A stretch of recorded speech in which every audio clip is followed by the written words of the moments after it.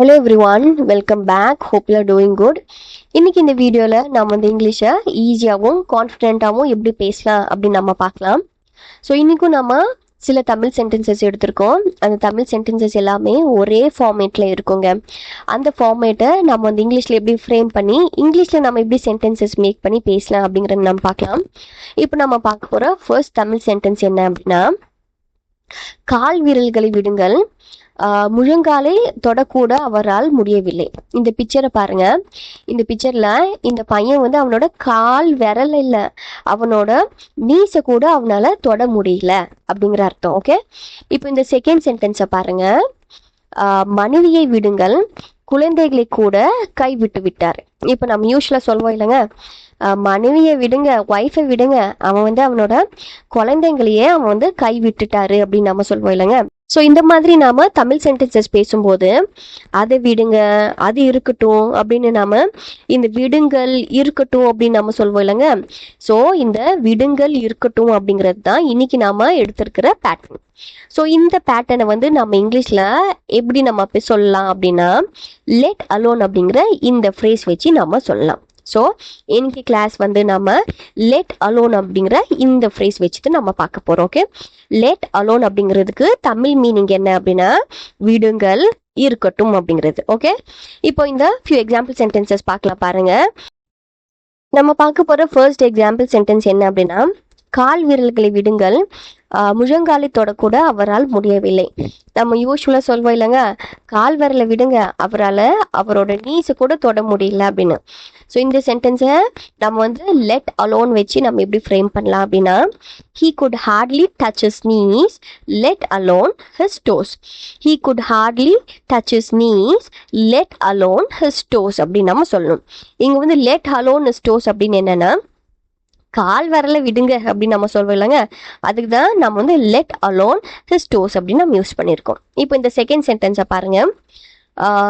சிலர் செய்தித்தாள் கூட படிப்பதில்லை, புத்தகம் படிப்பது ஒரு புறம் இருக்கட்டும். சில புக் படிக்கிறது ஒரு புறம் இருக்கட்டும், சில பேர் வந்து நியூஸ் பேப்பர் கூட படிக்கிறது இல்லை அப்படின்னு நம்ம சொல்வோம் இல்லைங்க. ஸோ இந்த சென்டென்ஸை நம்ம இங்கிலீஷில் லெட் அலோனை வச்சு இப்படின்னு நம்ம ஃப்ரேம் பண்ணலாம் அப்படின்னா, some people never even read a newspaper, let alone a book. Some people never even read a newspaper, let alone a book அப்படின்னு நம்ம சொல்லணுங்க. ஓகே, இங்க let alone a book அப்படின்னா புக்கை விடுங்க அப்படின்னு நம்ம சொல்லுவோம் இல்லைங்க, புக்கை விடுங்க, சில பேர் வந்து நியூஸ் பேப்பர் கூட படிக்கிறது இல்லை அப்படின்னா அந்த புக்கை விடுங்க அப்படிங்கிறது தான் நான் வந்து let alone a book அப்படின்னு நம்ம சொல்லியிருக்கோம். ஓகே, இப்போ நெக்ஸ்ட் சென்டென்ஸை பாருங்க. பணம் இருக்கட்டும், திருடர்கள் என் மொபைலை கூட திருடி சென்று விட்டனர். பணம் இருக்கட்டும், அந்த தீவ்ஸ் வந்து என்னோட மொபைல் ஃபோனை கூட எடுத்துட்டு போயிட்டாங்க அப்படின்னு. ஸோ இந்த சென்டென்ஸை நம்ம எப்படி ஃப்ரேம் பண்ணலாம் அப்படின்னா, let alone money, thieves stole even my mobile. Let alone money, thieves stole even my mobile அப்படின்னு நம்ம சொல்லணுங்க. இங்க let alone money அப்படின்னு என்னன்னா, அந்த பணம் விடுங்க, அந்த பணத்தை விடுங்க, என் மொபைல் ஃபோனே போச்சு, அந்த பணத்தை விடுங்க அப்படிங்கிறது தான் let alone money அப்படின்னு நம்ம யூஸ் பண்ணியிருக்கோம். இப்போ நெக்ஸ்ட் பாருங்க. அப்பாவை விடுங்கள், அம்மா கூட என்னை திட்டினார். அப்பாவை விடுங்க, அம்மா கூட என்னை வந்து திட்டாங்க அப்படிங்கிற இந்த சென்டென்ஸ் எப்படி நம்ம ஃப்ரேம் பண்ணலாம் அப்படின்னா, let alone date even mummy scolded me. Let alone date even mummy scolded me அப்படின்னு நாம சொல்லணும்.